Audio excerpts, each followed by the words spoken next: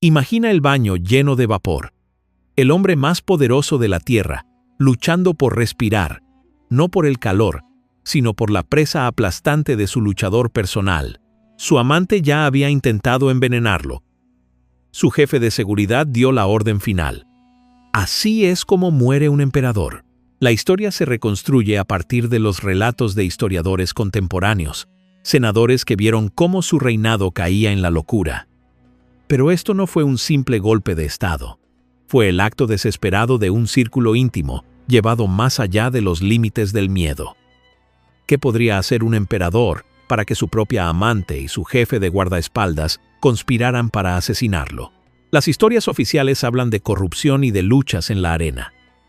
Pero no te hablan de los números. No te hablan de la violación específica y sistemática de los tabúes más sagrados de Roma. Una depravación tan profunda que tuvo que ser borrada. Para entender la verdadera historia, debes examinar las pruebas que intentaron ocultar. Te mostraremos la única acusación que se consideraba peor que la traición, incluso peor que el asesinato. La fecha es el 31 de diciembre del 192 d.C. Nochevieja. Fuera de los muros del palacio, Roma celebra. Dentro, un escalofriante secreto debe ser guardado. El emperador, Cómodo, está muerto, y sus asesinos son las únicas otras personas en la habitación. El pánico da paso a un plan desesperado. El veneno, administrado por su concubina de mayor confianza, Marcia, no logró matarlo. Solo le provocó vómitos violentos. Ese fracaso selló su destino.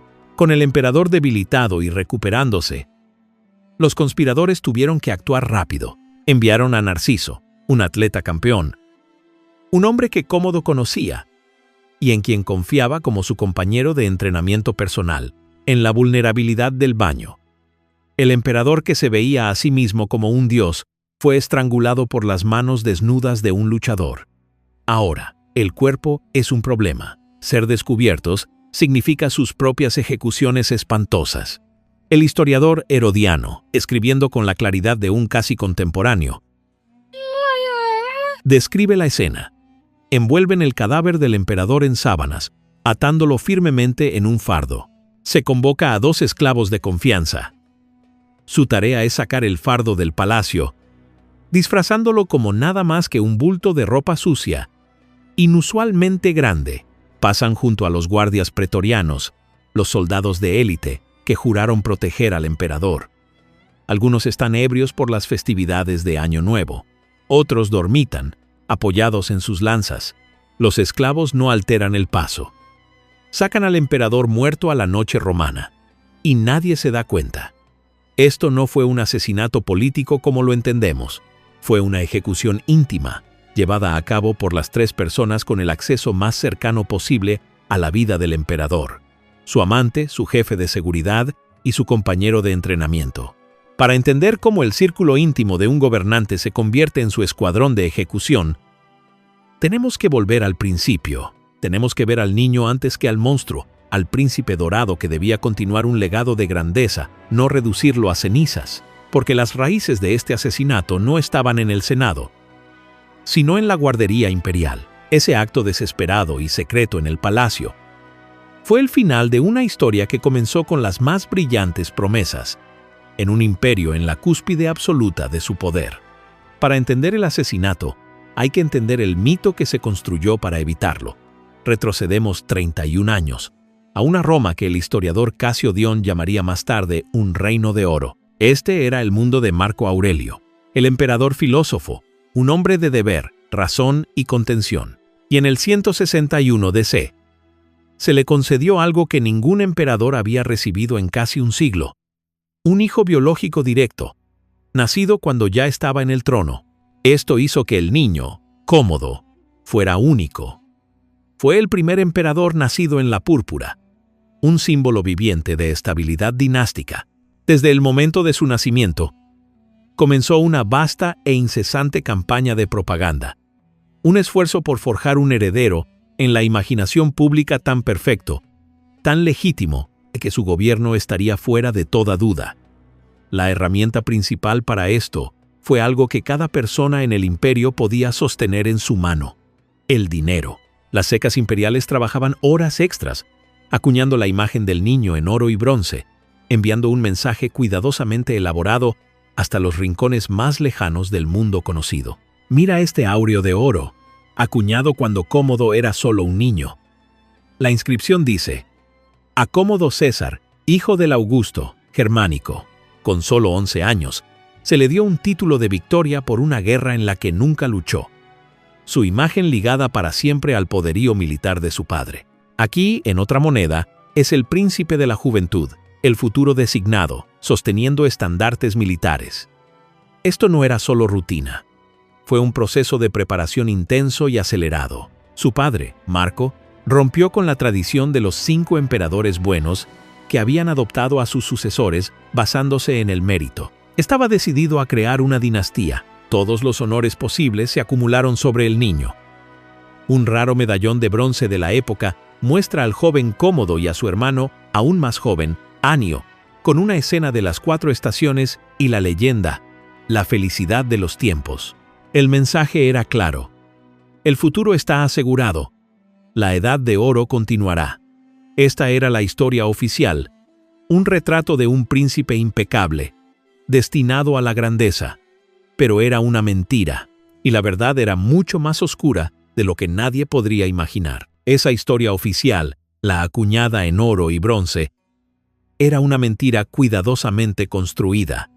Y era una mentira que el propio Marco Aurelio podría haber estado desesperado por creer, porque mientras la ceca imperial difundía la imagen de un heredero perfecto, los senadores e historiadores que se movían por los pasillos del palacio contaban una historia diferente. Los registros oficiales cuentan una historia, pero escondidos en las historias hostiles, escritas por los hombres que llegarían a despreciarlo, hay otros relatos más oscuros, anécdotas que sugieren que la podredumbre se había instalado mucho antes de que vistiera la púrpura imperial. La más escalofriante de estas historias proviene de una colección de biografías imperiales conocida como la Porhistoria Augusta. Ocurre cuando Cómodo tiene solo 12 años, en una finca imperial. Imagina la escena. El joven príncipe está en su baño y encuentra el agua demasiado fría.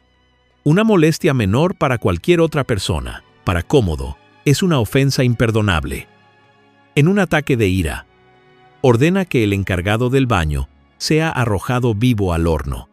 La orden es absoluta, pero un esclavo de mente rápida, encargado del horror, improvisa, toma una piel de oveja, la arroja a las llamas, y el hedor resultante a lana y carne quemada es suficiente para convencer al niño en el baño de que su monstruosa orden ha sido obedecida. Esta historia, ya sea verdadera o una invención, se convirtió en piedra angular de su reputación. Pintaba la imagen de un niño que era, como afirma el texto, vil y deshonroso, cruel y lascivo desde sus primeros años. Pero era tan simple, nació siendo un monstruo.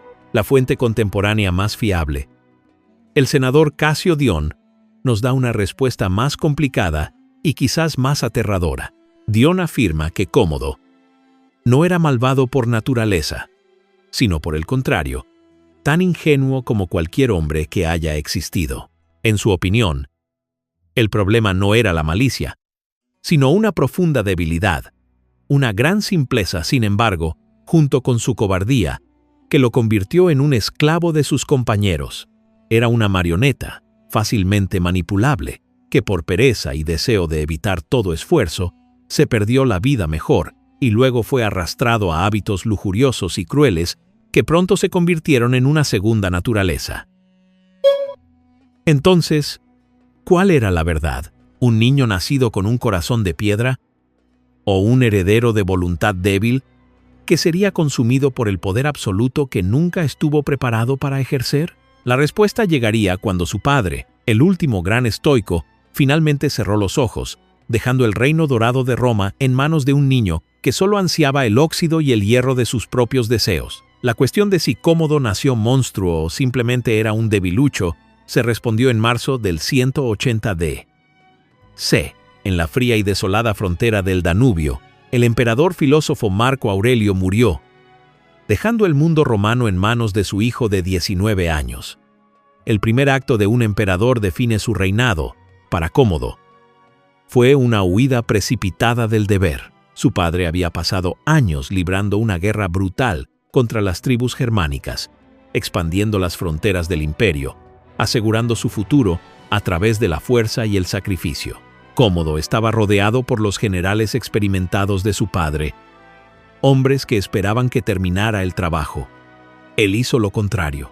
Impulsado por lo que el historiador Casio Dion llamó un profundo odio por todo esfuerzo y un insaciable anhelo por la vida cómoda de la ciudad, negoció inmediatamente un acuerdo de paz para los soldados curtidos. Y el Senado en Roma fue un acto de cobardía, una traición al legado de su padre, antes incluso de que su cuerpo se enfriara. Pero a Cómodo no le importó. Regresó apresuradamente a Roma, no como un héroe conquistador, sino como un joven desesperado por reclamar el premio de su herencia. Una vida de placer ilimitado. Su regreso estuvo marcado por una procesión triunfal, uno de los rituales más sagrados del Estado romano. Era un espectáculo de poder militar, una celebración de la victoria que conectaba al emperador con los dioses, pero Cómodo lo profanaría. En el carro triunfal, un espacio reservado para el comandante supremo, colocó a su chambelán, un liberto de baja cuna de Nicomedia, llamado Saotero, y mientras el carro recorría las calles de Roma, pasando ante los senadores silenciosos y observadores y las multitudes que aclamaban, Cómodo hizo algo impensable. La Porhistoria Augusta registra que repetidamente se giraba y lo besaba abiertamente. No fue una indiscreción privada, fue una actuación pública y flagrante. Estaba violando deliberadamente toda norma del decoro romano, elevando a su favorito personal por encima de la dignidad del Estado en su momento más solemne. Esta fue la primera gran traición, fue una señal clara para la élite romana de que su nuevo emperador no tenía ningún respeto por la tradición, ningún sentido del deber y ninguna vergüenza. Había abandonado la guerra de su padre, y ahora estaba abandonando la idea misma de lo que se suponía que debía ser un emperador romano. Este escándalo público fue solo el principio. Habiendo mostrado su desprecio por el deber público, ahora se retiraría tras los muros del palacio, dejando que el imperio fuera dirigido por depredadores, mientras él construía un mundo privado de excesos inimaginables. Esa impactante exhibición pública en el carro triunfal fue más que un simple escándalo personal. Fue una declaración de intenciones. Cómodo había demostrado a la élite romana que no tenía ningún interés en sus tradiciones ni en sus expectativas. Habiendo abandonado la guerra de su padre, ahora abandonaba el trabajo mismo de ser emperador. Se retiró al extenso palacio imperial en el Monte Palatino, aislándose efectivamente del tedioso asunto de gobernar. Esto creó un vacío de poder en el corazón mismo del mundo romano. Un vacío que fue rápidamente llenado por una sucesión de hombres ambiciosos y despiadados que gobernarían en su nombre. El primero fue el hombre al que había besado en el carro, Saotero. Como chambelán del emperador, su poder no provenía de ningún título oficial, sino de su proximidad física e íntima con Cómodo. Controlaba el acceso, gestionaba el palacio, y durante un tiempo fue el hombre más influyente del imperio. Pero esta influencia, nacida del favor personal, lo convirtió en un objetivo. Pronto fue asesinado por el comandante de la Guardia Pretoriana, Tigidio Perenne, quien entonces tomó el poder para sí mismo. Mientras Cómodo, en palabras de la Porhistoria Augusta, estaba entregado a los disturbios en el palacio, Perenne se convirtió en el gobernante de facto. Ejecutó a senadores, saqueó a los ricos y dirigió el imperio con puño de hierro. Todo mientras el verdadero emperador estaba perdido en su propio mundo. Pero Perenne también caería, ejecutado para apaciguar a un ejército amotinado. El vacío fue entonces llenado por el más infame de todos ellos, Marco Aurelio Cleandro, un antiguo esclavo que había ascendido en los rangos del palacio. Cleandro llevó la corrupción a un nivel completamente nuevo. Puso el Estado romano a la venta, subastando cargos públicos, mandos militares e incluso escaños en el Senado al mejor postor, amasando una fortuna personal que se decía que rivalizaba con el propio tesoro imperial. Mientras Cómodo se entregaba a sus pasiones privadas, el imperio era dirigido por una sucesión de depredadores. El Estado era su coto de caza. Pero, ¿cuáles eran esas pasiones privadas?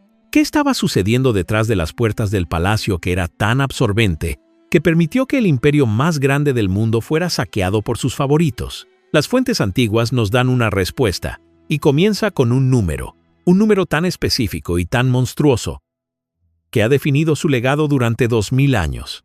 Mientras Cómodo se entregaba a sus pasiones privadas, el imperio era dirigido por una sucesión de depredadores.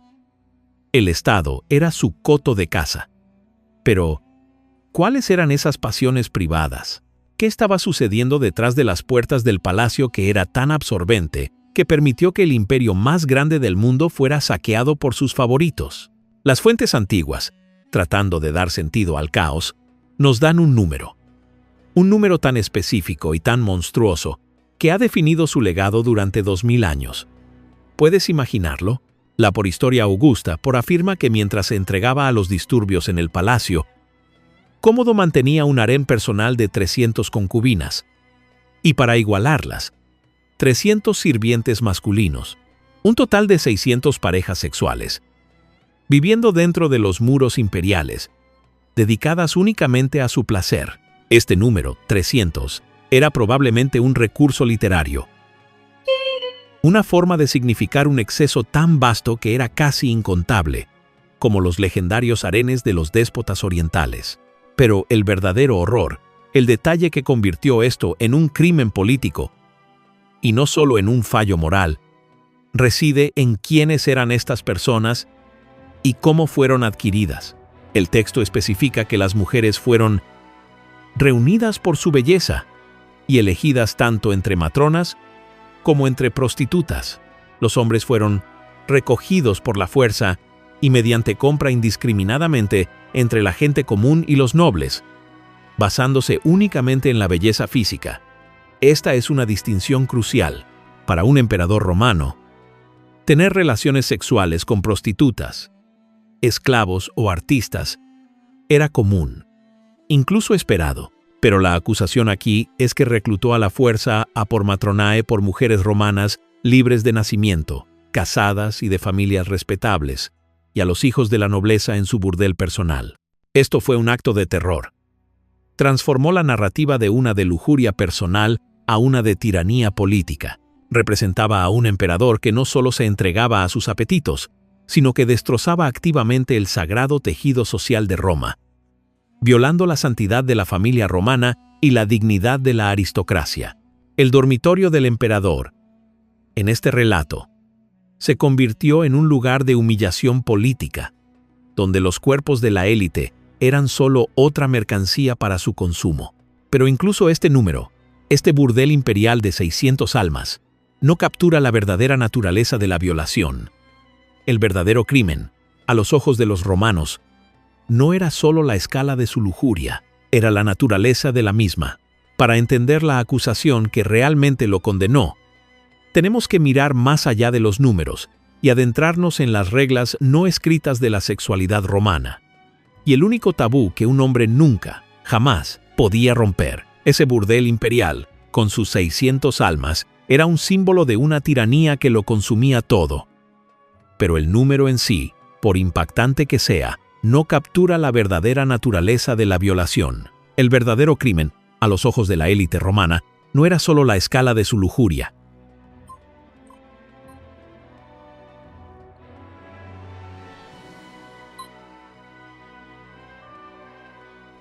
Era la naturaleza de la misma. Para entender el cargo que finalmente destruiría la reputación de Cómodo, tienes que entender la definición romana de un hombre.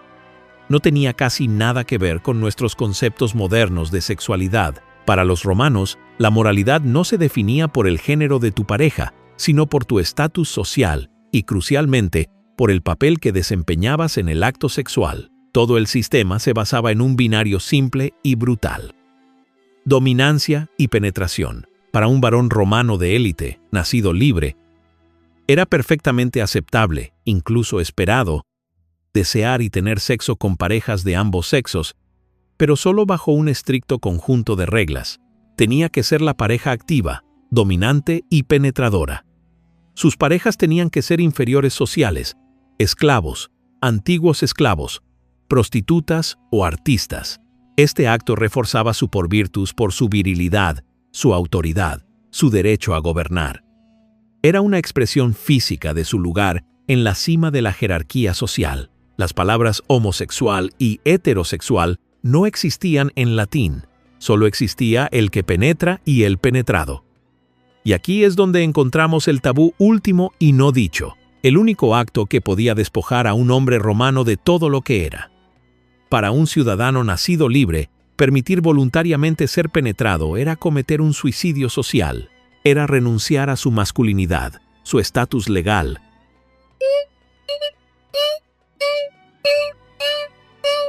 Un hombre que lo hacía era marcado como un porcinaedus por una palabra de profundo desprecio, un paria al que se le prohibía votar o incluso representarse a sí mismo en un tribunal.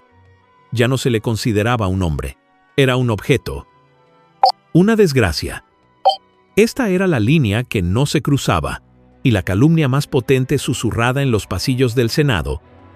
La acusación que sería utilizada como arma contra Cómodo no era que tomara cientos de cuerpos para su placer, sino que en la privacidad de sus aposentos él había ofrecido el suyo propio. La acusación de que Cómodo había entregado su propio cuerpo era el arma política definitiva, un cargo diseñado para despojarlo de su autoridad y de su propia identidad como hombre romano. Y esto nos lleva directamente a la cuestión central y perturbadora de nuestra historia. Los guardaespaldas del emperador, sus chambelanes, su personal, vivían en un estado de sumisión absoluta. En este mundo, el consentimiento es una palabra sin sentido.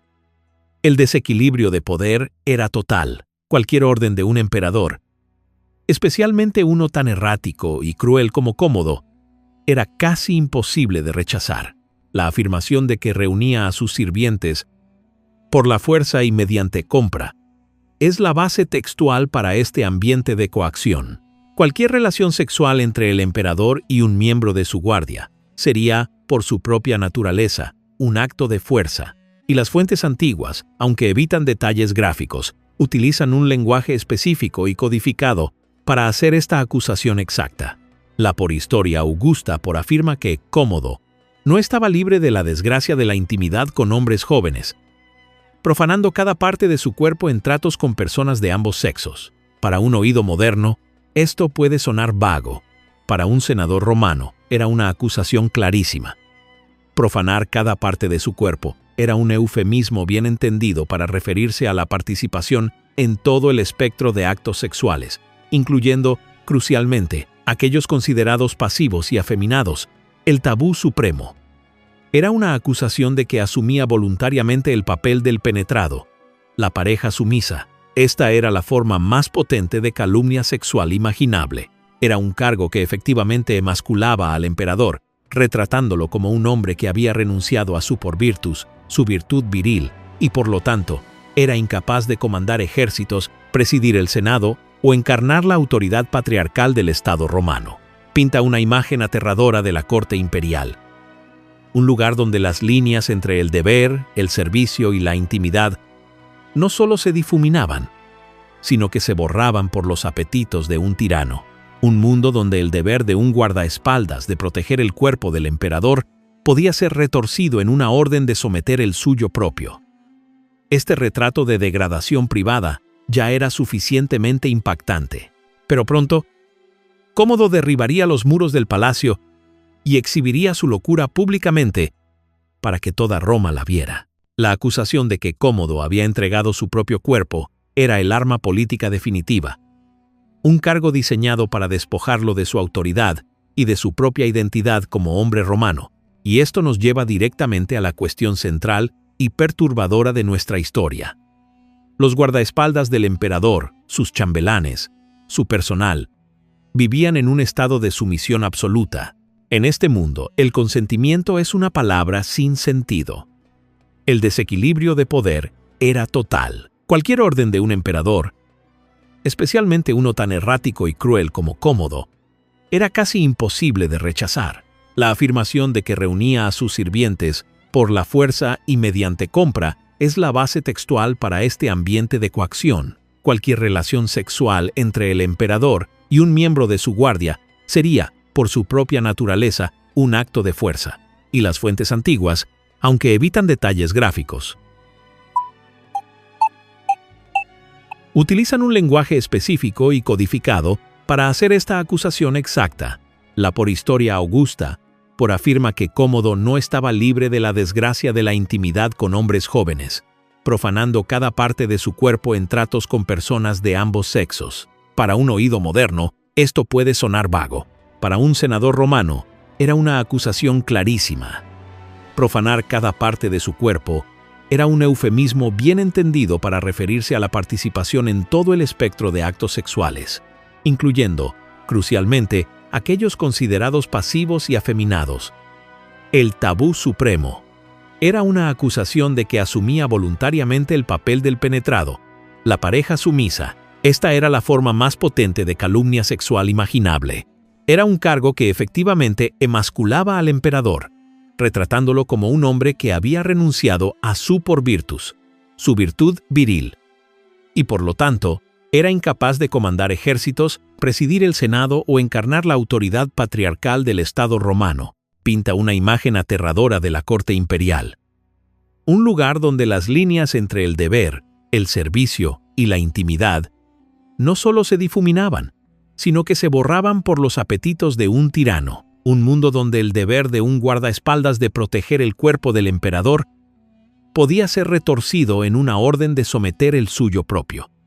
Este retrato de degradación privada ya era suficientemente impactante, pero pronto, Cómodo derribaría los muros del palacio y exhibiría su locura públicamente para que toda Roma la viera.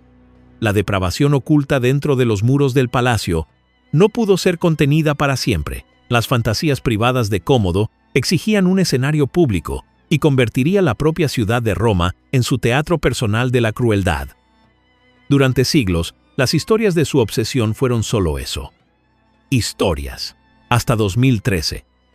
Los arqueólogos que excavaban una villa imperial en Genzano, al sureste de Roma, encontraron algo que confirmó los relatos más oscuros. Enterrado durante casi 2 milenios, había un coliseo privado en miniatura. Imagínalo. Una arena ovalada de unos 60 metros de largo, con suelos de mármol y asientos para más de 1.300 espectadores. Tenía todo lo que el Coliseo real tenía. Túneles subterráneos para los animales, un palco imperial, e incluso la compleja ingeniería para un toldo retráctil, para dar sombra a los invitados. No era un pasatiempo, era una obsesión. Y construyó un escenario privado para perfeccionarlo, antes de llevar su espectáculo al público. Y lo llevó al público, para un emperador, la encarnación de la dignidad romana. Entrar en la arena, el dominio de los esclavos y criminales, era la degradación suprema. Pero Cómodo no solo entró en ella, vivía para ella. El senador Casio Dión fue testigo ocular, y sus relatos se leen como un sueño febril. Nos cuenta que Cómodo mató a 100 osos en un solo día. No con valentía, sino disparándoles con lanzas desde la seguridad de un balcón protegido. Describe cómo masacró 5 hipopótamos y 2 elefantes en 2 días.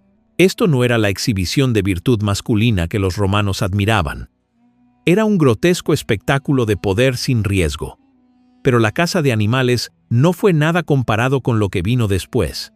En uno de los actos más perturbadores jamás registrados de un emperador romano, Cómodo reunió a un grupo de hombres que habían perdido los pies por enfermedad o herida. Los hizo vestir como serpientes, con la parte inferior de sus cuerpos atada. Les dio esponjas para que se las lanzaran, fingiendo que eran rocas. Y entonces, mientras la multitud observaba en un silencio atónito, los mató a todos a garrotazos, recreando una batalla mítica contra gigantes. Esto ya no era un emperador. Era un monstruo representando su locura para el mundo. Pero ni siquiera esto fue la cima de su delirio. Estaba a punto de dar el último paso, de fingir ser un héroe a creer que era un dios. La depravación oculta dentro de los muros del palacio no pudo ser contenida para siempre. Las fantasías privadas de Cómodo exigían un escenario público y convertiría la propia ciudad de Roma en su teatro personal de la crueldad. Durante siglos, las historias de su obsesión fueron solo eso: historias. Hasta 2013. Los arqueólogos que excavaban una villa imperial en Genzano, al sureste de Roma, encontraron algo que confirmó los relatos más oscuros. Enterrado durante casi 2 milenios, había un coliseo privado en miniatura. Imagínalo: una arena ovalada de unos 60 metros de largo, con suelos de mármol y asientos para más de 1.300 espectadores. Tenía todo lo que el coliseo real tenía: túneles subterráneos para los animales, un palco imperial e incluso la compleja ingeniería para un toldo retráctil para dar sombra a los invitados. No era un pasatiempo, era una obsesión. Y construyó un escenario privado para perfeccionarlo antes de llevar su espectáculo al público. Y lo llevó al público. Para un emperador, la encarnación de la dignidad romana, entrar en la arena, el dominio de los esclavos y criminales, era la degradación suprema. Pero Cómodo no solo entró en ella, vivía para ella. El senador Casio Dión fue testigo ocular, y sus relatos se leen como un sueño febril. Nos cuenta que Cómodo mató a 100 osos en un solo día, no con valentía, sino disparándoles con lanzas desde la seguridad de un balcón protegido. Describe cómo masacró 5 hipopótamos y 2 elefantes en 2 días. Esto no era la exhibición de virtud masculina que los romanos admiraban. Era un grotesco espectáculo de poder sin riesgo. Pero la caza de animales no fue nada comparado con lo que vino después. En uno de los actos más perturbadores jamás registrados de un emperador romano, Cómodo reunió a un grupo de hombres que habían perdido los pies por enfermedad o herida. Los hizo vestir como serpientes, con la parte inferior de sus cuerpos atada. Les dio esponjas para que se las lanzaran, fingiendo que eran rocas.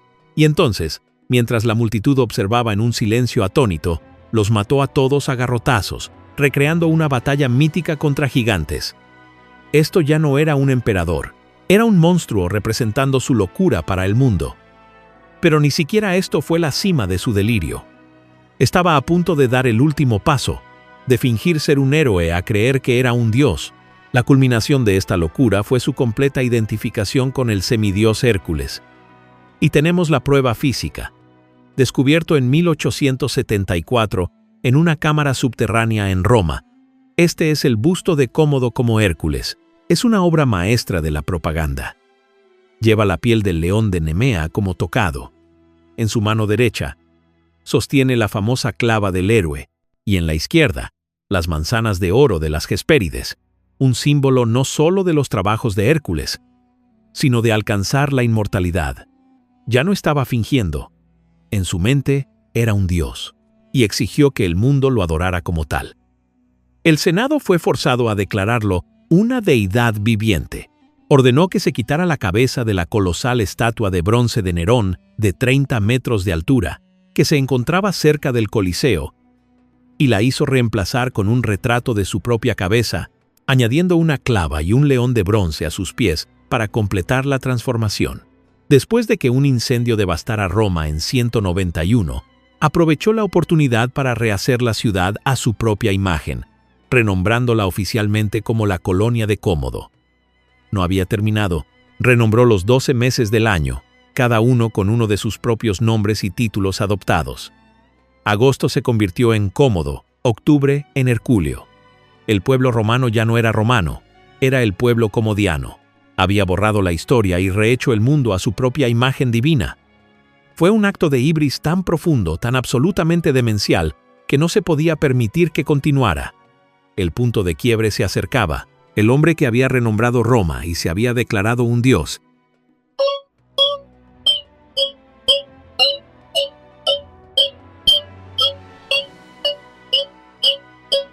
Y así volvemos a donde comenzó nuestra historia.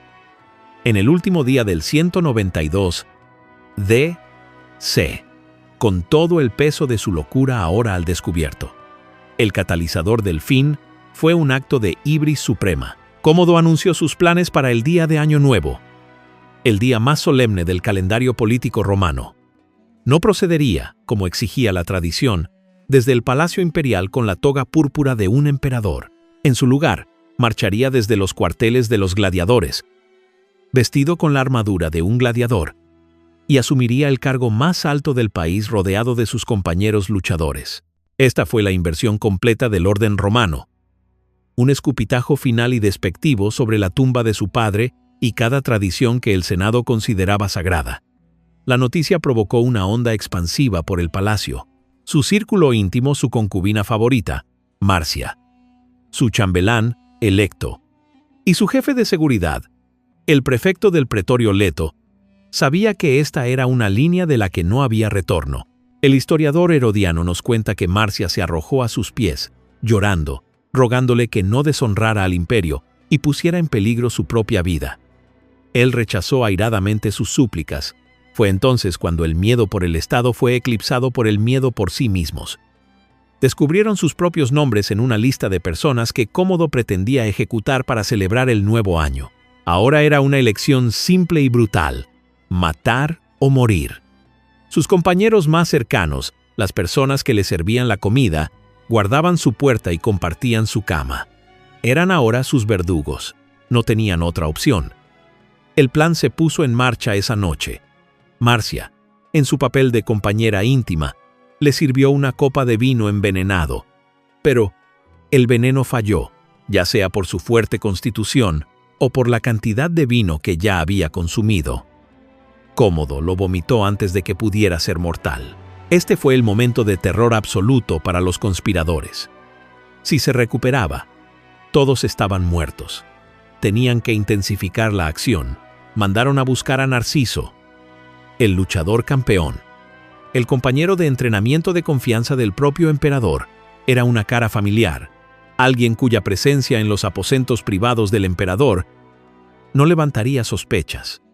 Narciso entró en el baño donde Cómodo se estaba recuperando, y allí, entre el vapor y el agua, la ironía final y terrible de su vida se desarrolló. El autoproclamado Hércules romano, el hombre obsesionado con el poder físico, el dios viviente que masacraba a hombres indefensos en la arena, fue reducido y estrangulado hasta la muerte por las manos desnudas de su propio luchador.